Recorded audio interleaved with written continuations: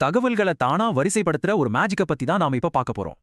இப்ப நிறைய டேட்டா இருக்குன்னு வச்சுக்கோங்க, ஆனா எது என்னன்னே தெரியல. எல்லாம் ஒன்னோட ஒன்னு கலந்திருக்கு.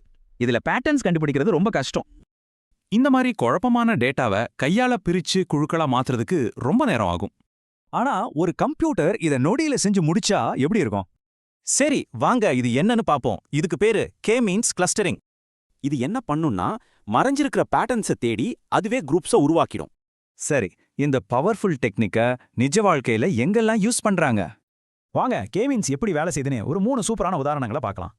முதல்ல அமேசான் மாதிரி கம்பெனிஸ் நீங்க என்ன வாங்குறீங்கன்னு புரிஞ்சுக்க இது யூஸ் பண்றாங்க. ஒரே மாதிரி பொருட்கள் வாங்குறவங்க எல்லாம் தனியா ஒரு குரூப்பா பிரிப்பாங்க. அது மட்டும் இல்ல, சென்சார்கள்ல இருந்து வர்ற டேட்டாவையும் இதால அனலைஸ் பண்ண முடியும். அதாவது நீங்க நடக்கிறீங்களா இல்ல ஓடுறீங்களான்னு அது ஈஸியா கண்டுபிடிச்சு சொல்லிடும். அது மட்டும் இல்லாம இன்டர்நெட்டை இன்னும் பாதுகாப்பானதா மாத்துறதுக்கும் இது யூஸ் ஆகுது.